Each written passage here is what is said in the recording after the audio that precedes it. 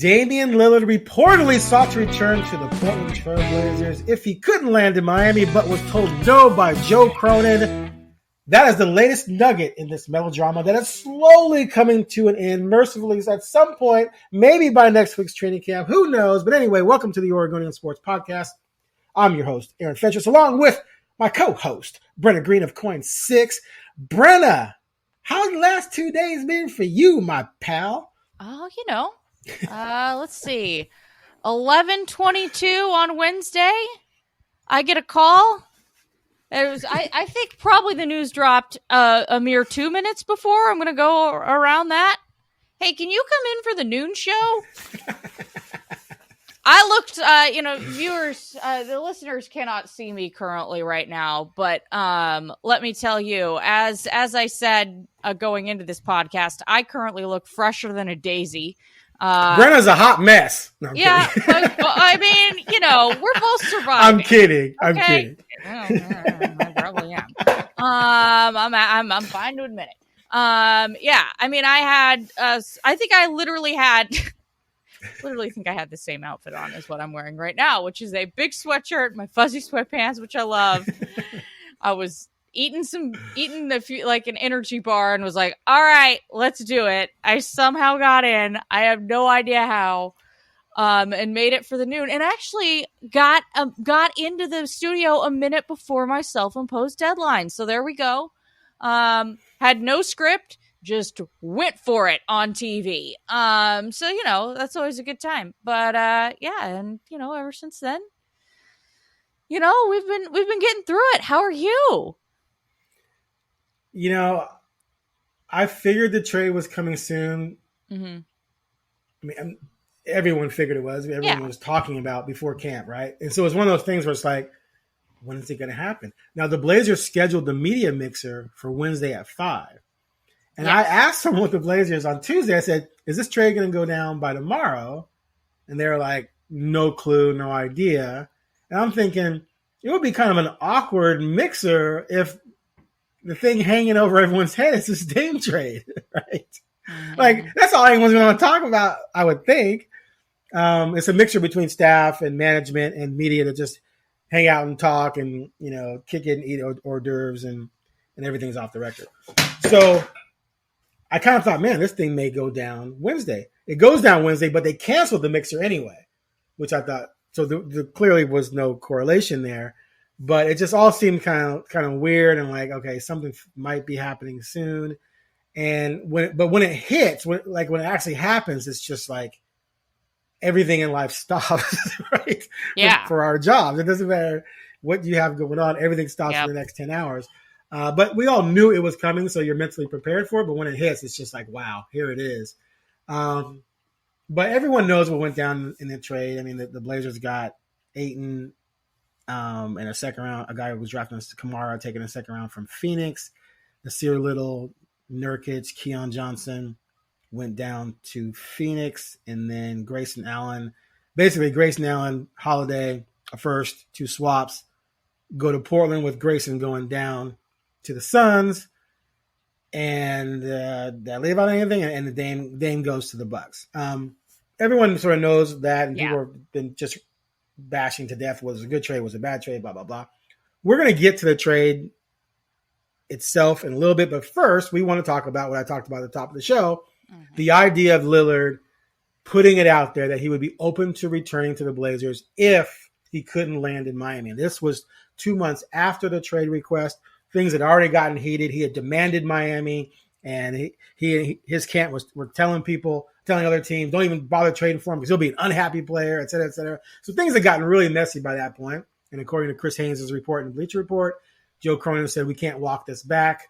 I reached out to the Blazers last night and was told no comment at this time. So anyway, Cronin's going to have to talk about it on Monday. But the topic of discussion right now is, could that have worked, and should Cronin have explored that? And I can go either way on this, but I want to start with you and what you think. There was also a report in The Athletic that said that Dame was fine with coming back while they worked on a trade package. And I think that was, I think it was more so like, I don't think that it was a situation where it was like, I'll come back for good and blah, blah, blah. Maybe I'm wrong. So I looked into that and it was both. What I'm told is it was both. It was, I would be willing to come back. And then it was also, I would at least be willing to come back to give you guys more time to get me to Miami. And that part of it, the first part of it, of him being told you can't come back, period, and that he was open to that idea, was rebuffed. I have that confirmed. Mm-hmm. I haven't read what The Athletic stated, but Chris Haynes on his podcast said both things were true, but he didn't write about the second part. He only wrote about the request to return. He didn't write about the idea of coming. Also, if I can't come back for good, I'm willing to come back until you can get me to Miami. That was in his podcast, but not in the article. So, it's one of those things where it's like, who knows exactly how it went down. This obviously is from Dame's version, what Chris wrote about. So whatever. Anyway, go ahead. Continue. Yeah. It's a tough situation. I can understand. Yeah, as you said, you can kind of understand both sides. The damage was done. It's a tough situation in this league when a player only asks for one team to be traded to, because you are automatically weakening the team you are leaving from in terms of the trade market. You're just going to you're not going to get the trade package. That team is not going to get the trade package that they want, because the other team knows that the other player wants to go there. But yeah, I mean, obviously the Blazers Blazers fans would have welcomed Dame back, but a culture, you wonder how long things would take culture-wise to shift back.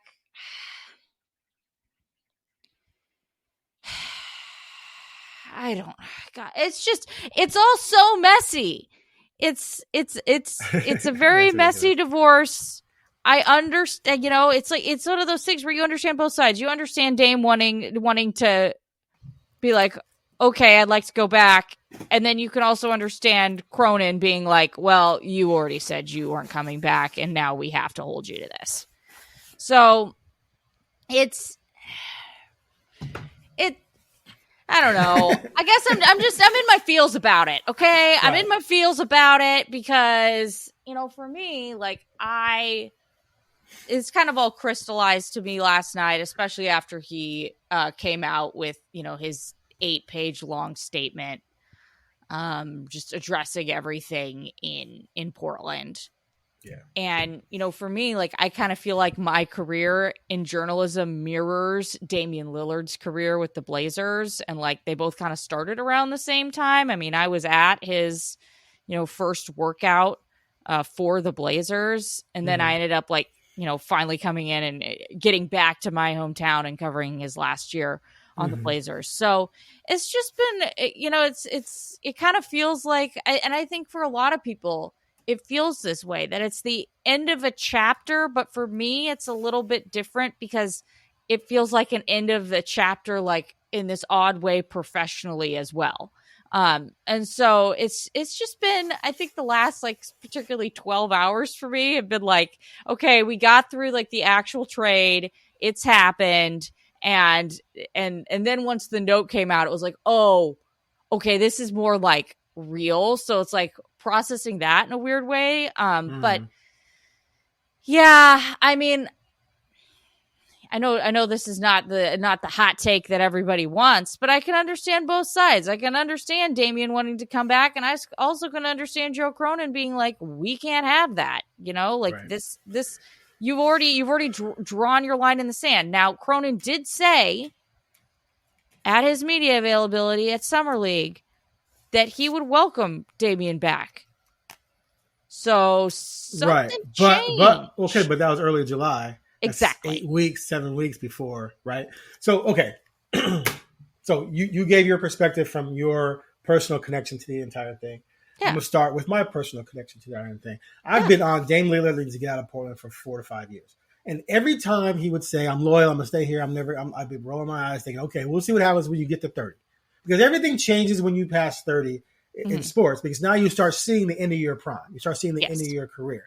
I wrote an article in 2000 saying, basically, it was completely unrealistic for Damian Lillard to stay in Portland if they can never contend from both sides. It would be ridiculous for Damian to just let his career just be filled with mediocrity and continue that. And it would be ridiculous for the Blazers to hold on to a guy and watch him age making $50 million a year when you have no chance to contend. Now, when I wrote this, of course, people trashed me, and that was fine. But I believe that ultimately we were headed toward this. So at the end of the day, even if Damian wanted to come back to Portland, why?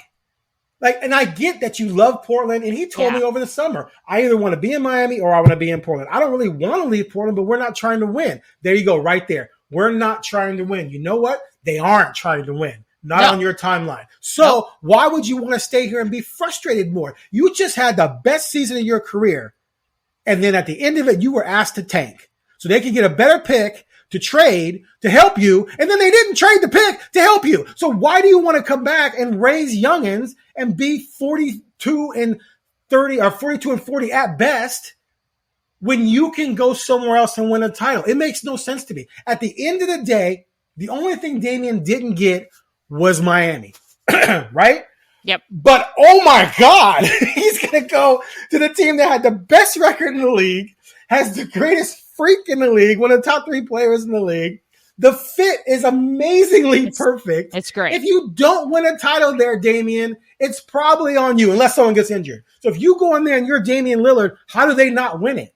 Just happenstance or things happen or whatever. It's the perfect situation for him to win. So the idea of him coming back, okay, how would that work? So if the Blazers could have gotten Ayton without the Lillard component to Milwaukee. They could have included a different team or found a different way to get someone like Grayson Allen to go down. I mean, you can find that guy to help make that thing work. So you can trade for Ayton, and then you go out and just sign a decent small forward. Kelly Oubre, clearly flawed, but he's got length. He's got athleticism. Dame loves him. He tried to get Oubre to come to Portland 2 years ago, right? But Oubre went to the Charlotte because he got more money.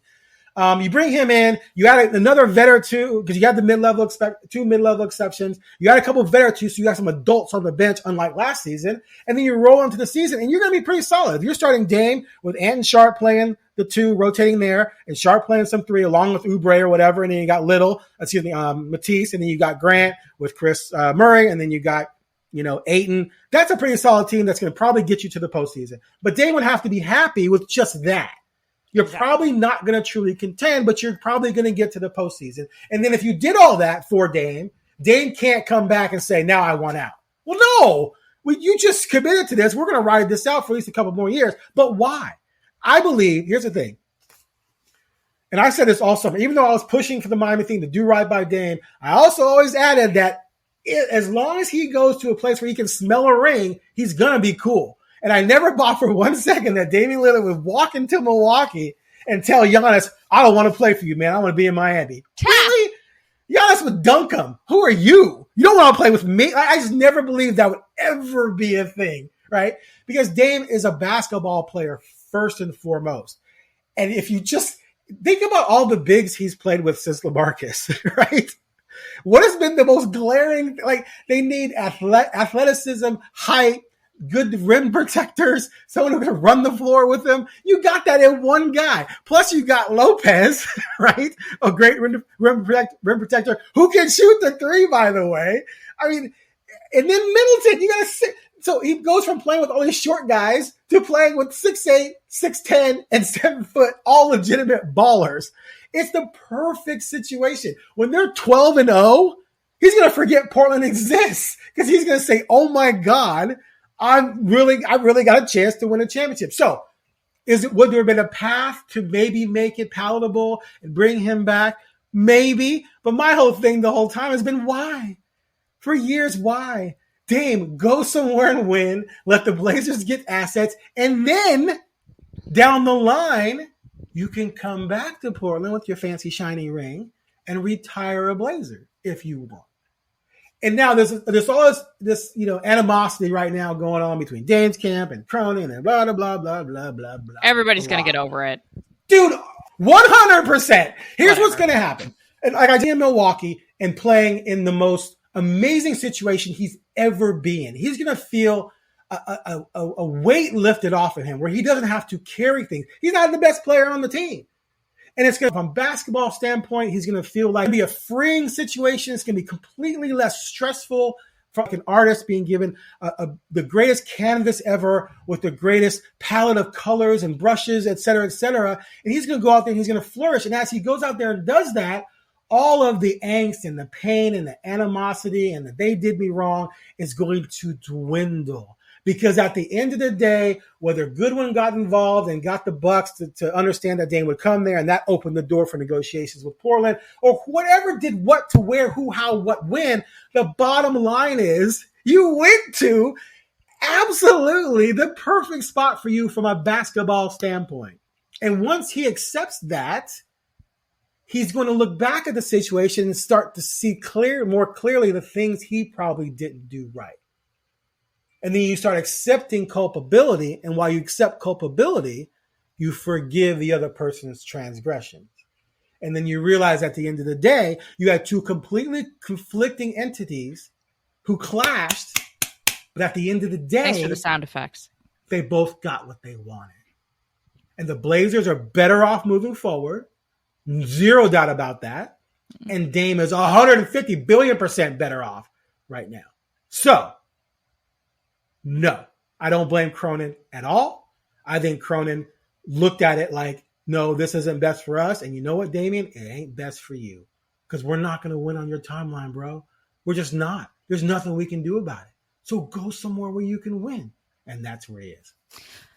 First of all, Aaron woke up ready to go this fine morning. It is 10:30, and he is attacking the day with the force of a million suns. Secondly, I appreciated your therapy session as that went on.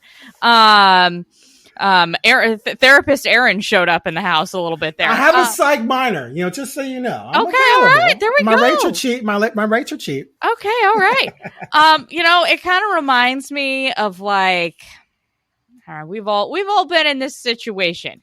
It reminds me of like you go through a breakup. Things aren't quite going the way you imagined after the breakup happened. You end up seeing your ex, and then you're like, well, maybe that was actually okay. And I can understand why Damian, after he didn't get exactly what he wanted during the breakup, kind of trickled back in and was like, well, maybe this can work. We've all been there. We've all done it. So, there are so many emotions going on for him. This is his home, as he stated in his goodbye letter. And this will continue to be his home, regardless of if he's here or not.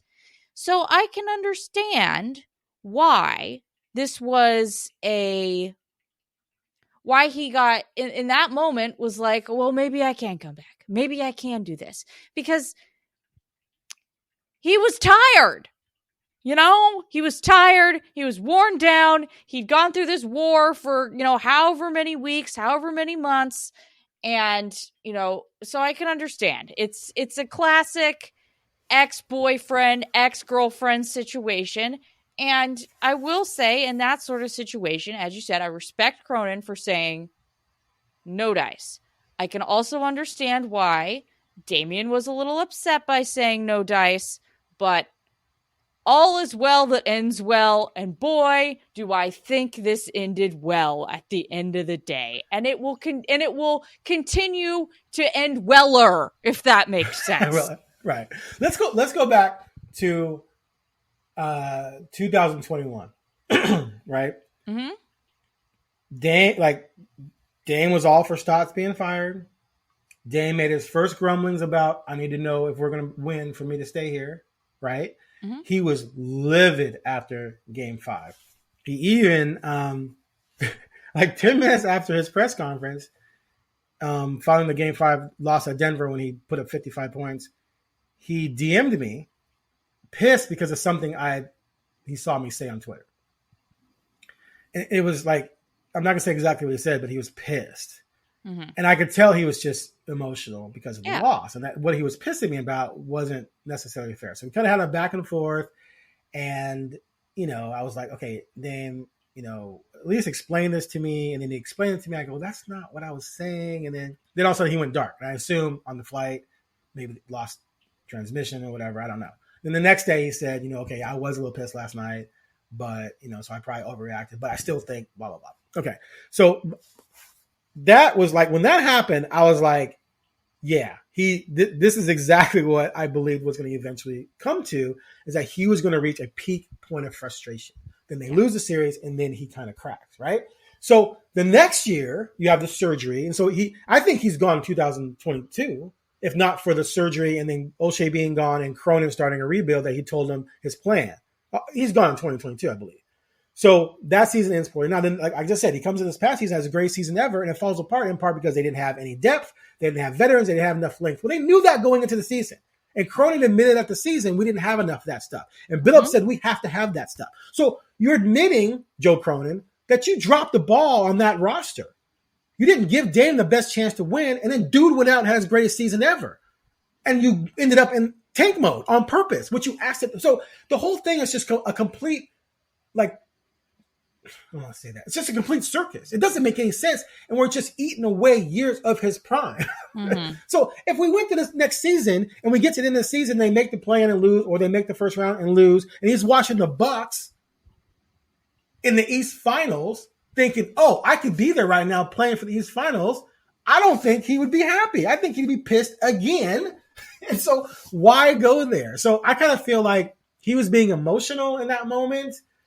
Miami or come back, and that Cronin had a better view of the bigger picture, which was like, yeah, we not only can't we walk this back, but aside from emotion, because we're both going to be better off. So to me, and who said what, blah, blah, blah, it doesn't make any sense to walk this back.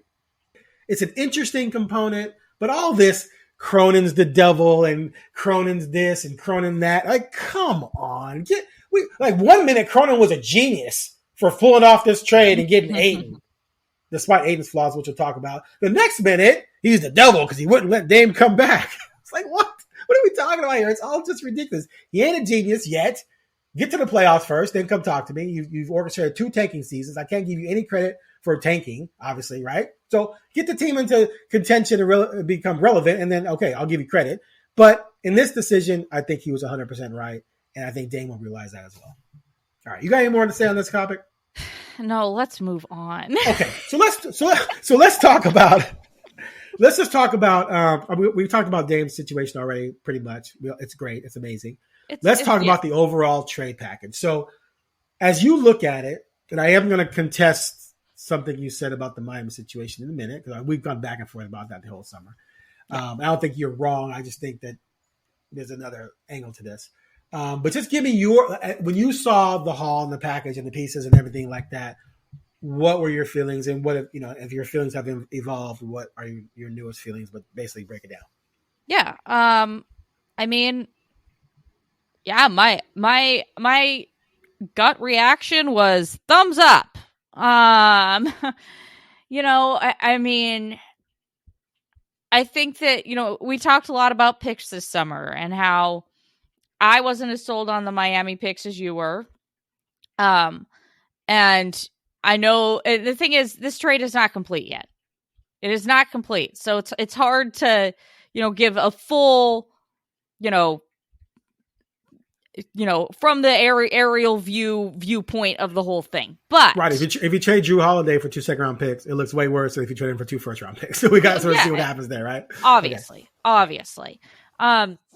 But just in terms of the picks that they got from Milwaukee, I'm just going to look at this from a general franchise standpoint. How are they better picks? Explain that to me. How are they better picks? Okay. Miami will always get free agents. Okay? Once Damian goes, if Damian would have gone there and, him and Jimmy eventually age out, guess what? They're going to get another big guy. That's just what Miami does. people want to go to Miami. Exhibit A, Damian Lillard. Okay. Whereas Milwaukee is not as much of a free agent destination. They don't get huge free agent signings. That's just not something that really has happened there historically. So by 2029, like that pick, I feel like is gonna have a little bit more value than it would at Miami. Also, Drew, way more trade value than Tyler Hero. Like, you're not going to have the same amount of teams that are clamoring for Drew right now that you would have for Tyler, because Drew can actually make a difference on a team that has championship aspirations. Hold up. Tyler Hero started for a finals team. Okay. And had 37 in a key Eastern Conference Finals game against Boston as a rookie. So he does have some impact, but you're right. Drew is better. Go ahead. Drew just offers more. Okay. At the end of the day, he offers more. So the Blazers are going to get way more. They're going to get more value for that, because let's be frank, I would have been shocked to see Tyler Hero suit up for the Blazers. They would have tried to trade him as well. They would have tried to shop him as well. And I don't think that the league reaction would have been as reportedly as interested as people are in Drew. So you get a piece in that. You get your big man. Now, obviously, Ayton is Ayton. We know that he has flaws. But were you going to get a big man the caliber of Ayton out of a Miami deal? No. Hold on a second. You could have gotten Ayton the same way with Miami that you got it with the Bucks. But continue. Well, I mean, Grayson Allen's the only thing that went from the Bucks to Miami or to Phoenix. So, you can find a Grayson Allen, you can find a salary, you can do all. I think the Ayton component and the Dame and all sorts of different things with Miami to get something to the Suns. But anyway, I just don't think those landed component are separate. Okay, on paper, the overall package, I guess, looks better than what they could have gotten from Miami. But we don't really know what they could have gotten from Miami, because that really didn't go anywhere, and all the reports are kind of all over the map.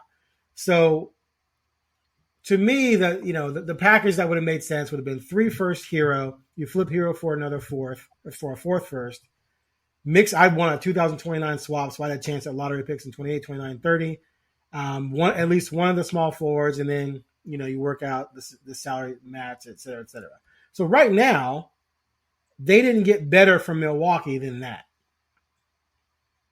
It all depends on what they turn Holiday into. Now, a lot of people are saying, they got Ayton as part of this package, but the Dame trade to Miami never included Nurkic and Little. So what people are doing is they're saying they got more than what they would have gotten from Dame going to Miami in this deal. Well, of course, they also included more. They included Dame, Nurkic, Little. We can say Keon superfluous. We can say, I guess that's it. So that's fine. But they gave up more in the overall package than they would have given up to Miami. Therefore, of course, it's better. But people are being disingenuous when they say, "Oh, it's way better than that." Well, you got to factor in the other assets given up. If they had given Dame, Nurkic, and Little to Miami for 3 first, Hero, and then that would have been ridiculous. But that wasn't what was being discussed. It was just Dame. So you have to take that into account. So I was told numerous times by numerous people that the Ayton deal was being discussed separately from Dame and could have been done separate of Dame, or could have been done with Miami.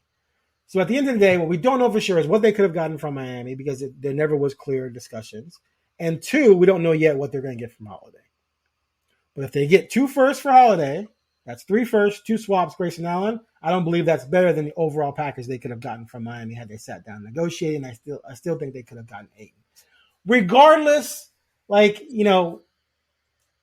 the end of the day, the only thing that cost Dame was actually going to Miami, but he's got a chance to win a championship, and you can't really ask for much more than that. So the question really is, where does this leave the Blazers moving forward?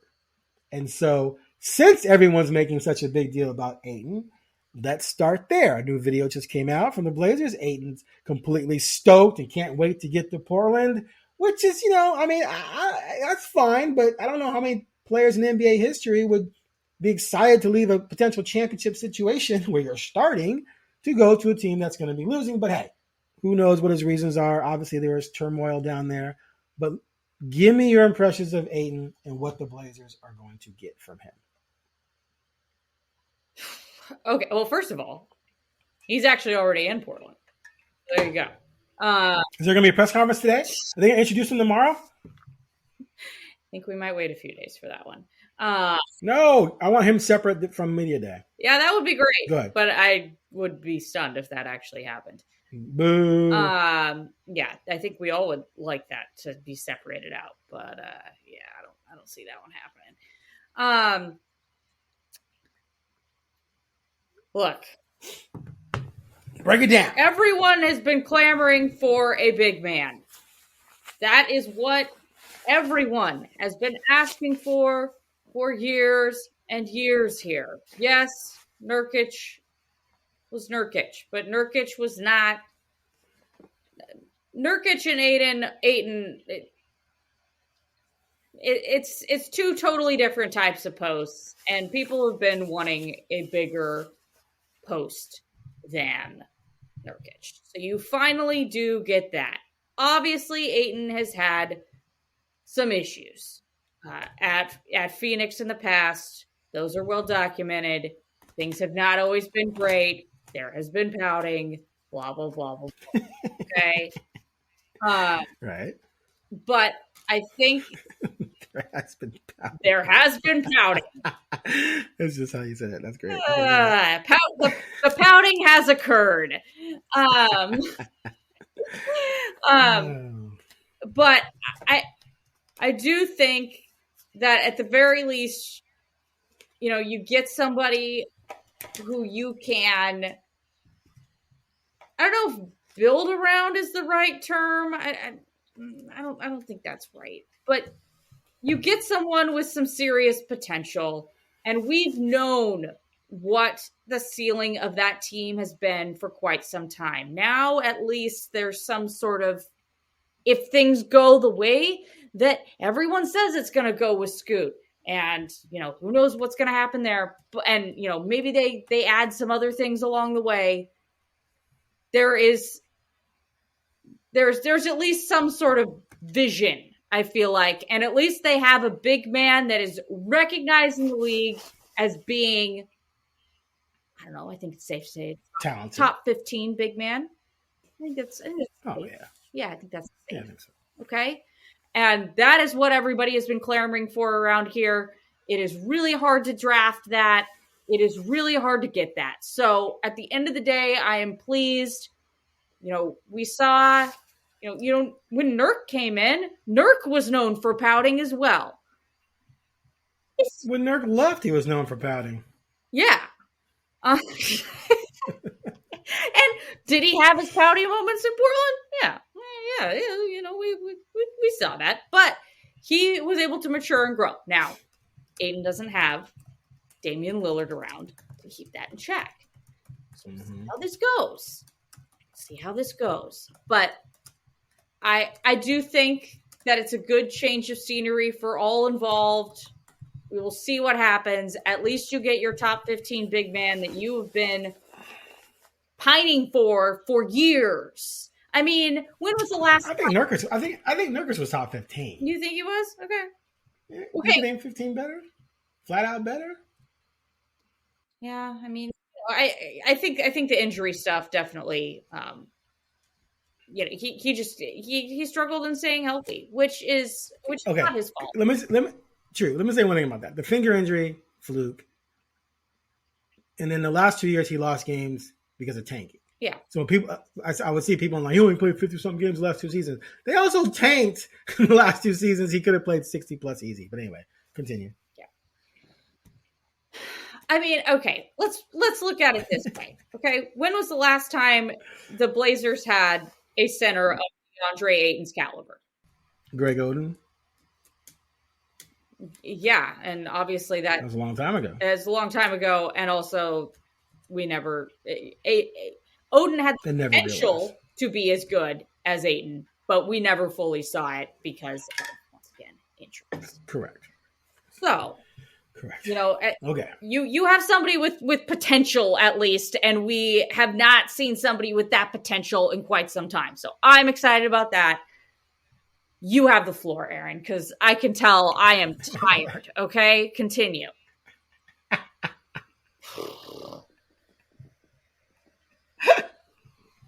Did you not have coffee this morning, Brenna? Did you not have coffee? I don't know. It's been a long 48 hours. And it's been emotional for you because, like you said, you feel a connection to Dame. Yeah. Okay. So I'm going to start with the red flags, and then we'll get into the positives here. Yeah. First of all, I think what they got in the end was more in line with what Dame's actual value was, as opposed to the fantasy value that people seem to have while trying to ignore the fact that he's 33 and not 28. Mm-hmm. If he was 28, I think you end up getting a proven big guy, not a project. Mm-hmm. I think you get a wing or a really good guard, not someone 33 with 2 years left on a deal looking to retire, which he's said in Drew Holiday. So I think if you come away from this with a project like Ayton, I think that's fine. Because if he fulfills his potential, oh my God, right? You got an all-star big who's only 25. If he's just what he's been, he's still pretty damn good, right? He's not great. He's going to be frustrating. People are going to be pissed. Be prepared. You're going to go to games. He's going to be 3 or 14. He's not going to look interested. You're going to wonder why he's 3 or 14 going up against some schlub, and he's going to have 9 points. And at the end of the game, he's going to make some mistakes, and you're going to be mad. Same things that would happen with Nurkic sometimes because he was wildly inconsistent. Yep. But Nurkic cost $17 million a year. And people cried about that contract. I don't know how many people were saying, we got off that contract. He was making $17 million. That's nothing. Ayton makes 34. So is Ayton twice as good? Not according to any analytics I saw out there. I mean, Raptor on 538 has Ayton as a zero WAR, wins above replacement. Nurkic is 2.6. They had Ayton as a negative 2.4 defender, negative 3 defender, negative 2.4 offensively for a minus 2.7, whereas Nurkic was much closer to just a flat 0. So according to that analytic rating, which we can take some of these with a grain of salt, Nurkic's better and cheaper. But the one thing I love about Ayton, probably more than anything in this, is dude finishes around the rim. Yes. I don't know how many times I was just like, Nurkic, how did you miss that, bro? And why did you just dunk over dude? Just dunk on him. Why are you trying to do a little kiss off the glass or a little? Oh, it was so annoying. Ayton 77% on shots inside of 5 feet. Nurkic 60.9, which for last season, which is just abysmal for a guy that big, that tall around the basket. That's just not acceptable. It's just you're just killing yourself 2 or 3 times a game. You're killing yourself. That's 4 or 6 free points. So I love that aspect about Ayton. But here's the thing: DeAndre Ayton couldn't find the motivation and will to compete at a high level with a championship team. He's playing next to Chris Paul, Devin Booker, and Kevin Durant, and he fell to pieces against Denver. 10 points a game or whatever, 8 rebounds. People were killing him. There's videos of him just being lazy, et cetera, et cetera. Reports out of Phoenix said that Devin Booker didn't want anything more to do with this guy. So now he's going to come to Portland, where there's no legitimate, I guess the most legitimate leader on the team would be Ant, who's coming into himself. And I think Grant's very quiet and unassuming. I know. Well, both of them are. Right, but I think Grant is short for this team. Like I don't think they're going to try and keep Grant. Yeah. He's 29. It doesn't make sense. You know, I feel like when they can, they're going to try and move him. If I'm Ant, I'm assuming control of this team. I'm coming in like this is my team. Mm-hmm. And so I think Ant will be somewhat of a leader, but not on Dame's level. So you don't have a veteran presence really that I think Aiden's going to look at and go, oh yeah, I got to listen to this guy. So then everything falls really on Billups, who's going to be saddled with trying to help raise these 2 young guards in Scoot and Sharp, while also trying to reinvent Ayton, whom one of his best pals, Monty Williams, wanted gone. But Monty ended up getting fired anyway. But clearly those two did not get along. There's videos of them arguing, et cetera, and Monty benching him. Maybe a different bedside manner from Billups helps Ayton maybe coming to a team that doesn't have any pressure to win. Yeah. Is better for Ayton. Maybe he just simply wasn't ready for that pressure. Not everyone is. You can have number one overall pick talent, but not come in ready to be instantly on a team that's trying to contend and have the responsibilities that come with that. Not everyone is ready to do that. That's why we laud people like, Larry Bird and Magic Johnson, who came into the league so young. Magic's 19. Kareem goes down and he dominates Game 6 of the NBA Finals. But Magic was a completely different animal. Not everyone's ready to do that. And so I give Ayton the benefit of the doubt there because maybe he just wasn't ready to handle it, and maybe he comes to Portland. Now there's no pressure, man. You're not trying to win. If you get in the play-in, that's awesome. And so he can just maybe relax. He can get to know these younger players as opposed to a Chris Paul who's like, Chris Paul's desperately trying to win a championship in my last few years. He's going to be hanging out with Scoot, 19, Shaden, 20. Those guys are chill, low-key guys. Ant's low-key. Grant's low-key. They all want to win, but they're not expecting to win the title. So I think that could help him. One more thing I'll say. In the history of the NBA, and I haven't done a deep dive into this, just off the top of my head, but I can't think of a time where a number one overall pick who didn't already achieve greatness went to another team and achieved greatness. Mm-hmm. That said, although he wasn't a number one pick, a great example that I think the Blazers hope Ayton can follow would be Lauri Markkanen, who went to Chicago and struggled and was, people question sometimes his effort. They question his toughness. It didn't work out there. His shooting fell off, which was really depressing for me because I had high hopes for Lauri. Then he goes to Cleveland, and Cleveland took him as basically a role player. Like, you're not going to be a focal point of the offense. Then he goes to Utah, and all of a sudden, he's going down the lane, dunking on fools and flexing, and he's rebounding like a madman, and he's a freaking all-star. Like, it's just crazy what happened. And he did that at age 25. So maybe Ayton gets to Portland and blossoms. It could absolutely 100% happen. And if it does, this deal, regardless of what happens with Holiday, this deal is an absolute home run, period. So I have hopes for the kid, but there's a lot of red flags. We love a good Arizona Wildcats recovery story. I mean, I love that you use Lauri as your example. That was funny. I always call him Lauri. I always call him Lauri. But I think it is Lauri, though. I you know what? Honestly, I can't claim to know exactly how to pronounce everybody's name. I got a lot of other names I got to worry about around here, non-NBA things. You ever had a highlight thrown at you? I mean, let me tell you, high school football highlights. Oh boy. Hey, I just had to usually just make sure I spelled them right to write them, but I had a roster to go to. You have to say it on. Say it. And not exactly know how it's pronounced unless you get it checked by somebody, right? Yeah. Mm-hmm. Yeah. I forget what team. I forget what team it was. It might have been Tualatin. I don't know. They had pronunciations on their roster, and let me tell you, whoever did that, I love you. Okay. So, believe it was Tualatin. Yeah. I everybody all hopes it works out. I hope it works out for everybody. I really do. I hope Dame wins his championship. And, I know he didn't go to Miami, but if that was option 1A, boy, is this option 1B. Like, it's a hell of an option 1B. So I hope it works out for him. I hope the Blazers are able to rebuild and get where they need to go. This is going to take a while. As you said, this is not going to be a team that's going to win a bunch of games next year, so we'll see how DeAndre reacts to that. Because he is used to winning a bunch of games. So it's going to be different. It's not going to be the Phoenix Suns in terms of that. So that's going to take some adjustment on his end as well, I would imagine. He seems excited now. Like, overly excited, which is interesting. Yeah. I mean, maybe it's all an act. We'll see. We'll see what happens with Drew. I'm interested to see if Drew's a media day on Monday.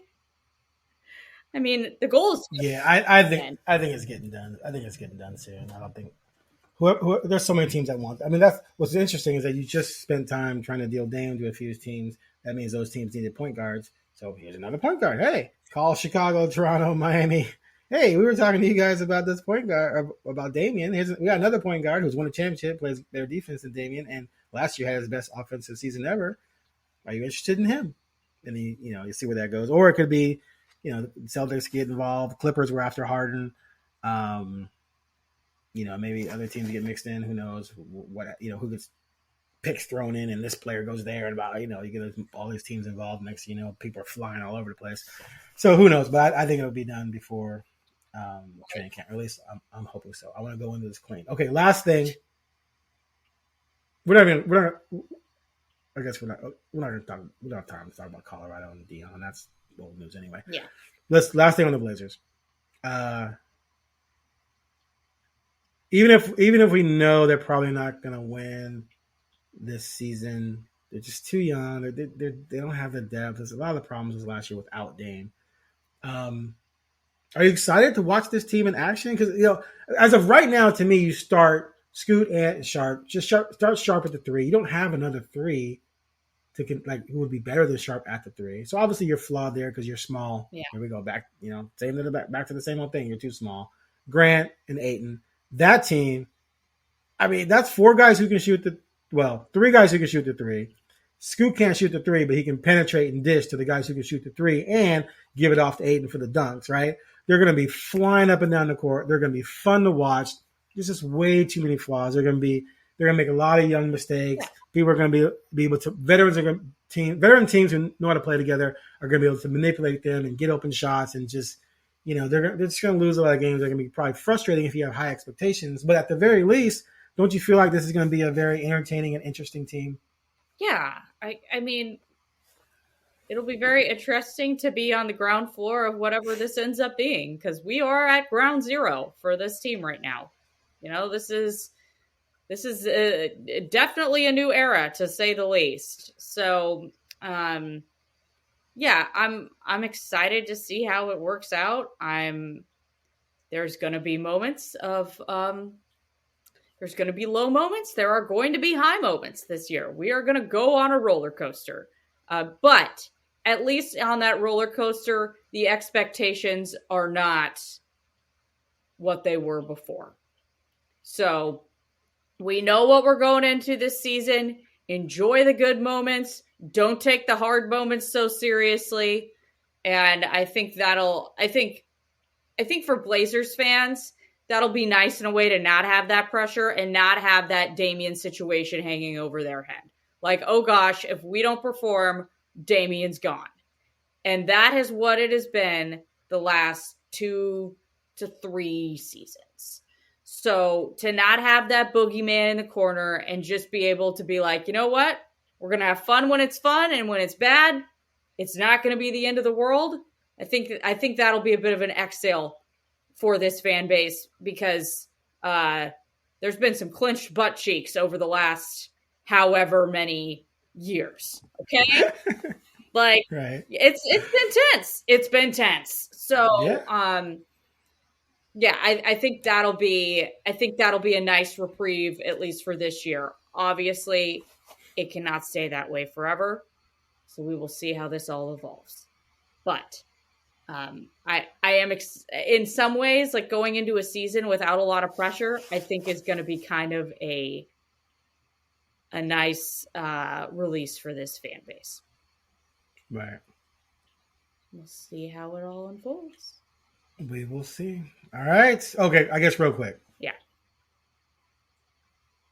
Okay.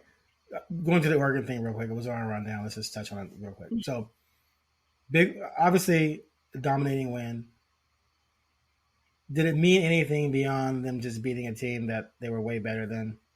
I mean, all this talk about it showed that they were for real. People spent a week saying that Colorado was overrated. They came in as a 21-point dog. Oregon blasted them, and now it's like, oh, they're a legit playoff team. How can you be a legit playoff team based on wins over Colorado and Texas Tech when you barely beat Texas Tech?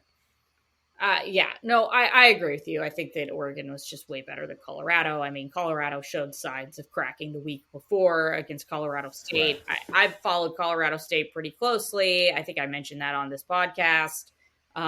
They have not been good. They were not good last year. So the fact that Colorado State took them to overtime tells me that there's some cracks in the armor over at Colorado right now.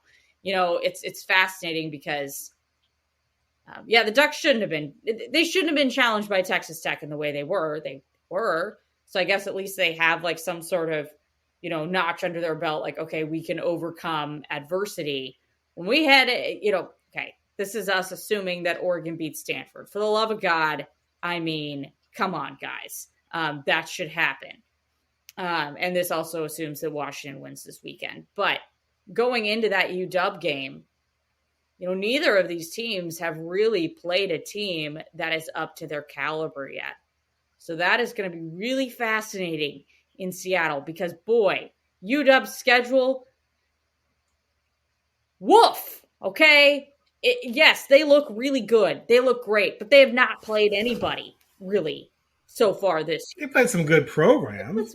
They haven't played anybody that is remotely up to what their caliber. But they play a better team than Oregon has. You think so? I'm trying to look at their schedule. Boise State does not look very good this year. Michigan State definitely doesn't look good this year. Cal? Mm-hmm. But Texas Tech doesn't look good this year. I agree with you. And Colorado looked decent. I mean, they barely beat TCU. They barely beat Colorado State. They walked all over Nebraska, but none of those teams were any good, right? So we just agreed the Colorado team was not a matchup for Oregon, a 21-point dog. Yep. So I just, I'm not saying that either of these. Anyone either. I do think Oregon's schedule has been probably a hair better. Really? Okay, well, at least they played someone who's ranked. They're not ranked anymore. I know, but time. UW hasn't played anybody who's been ranked. Well, okay, yeah, all right. Okay, Tulsa's better than PSU. Boise State's better than Hawaii. Michigan State, Texas State. Is that a wash? And then Cal and Colorado kind of a wash. I don't know. Let's just say this: neither one of us played anybody. Yeah, I think that's. We agree on that. We agree with that. No, I agree with you. I think that's fair. I think. Okay, Shedeur Sanders is definitely the best quarterback out of any of those quarterbacks that has played, and Oregon took it to him. So, true. So they let Tyler Shuck put up 400 yards of offense, though, right? What'd you say? Yeah, they let Tyler Shuck put up like 400 yards of offense. Yeah, that wasn't great. Look, neither team has truly been tested. Yeah.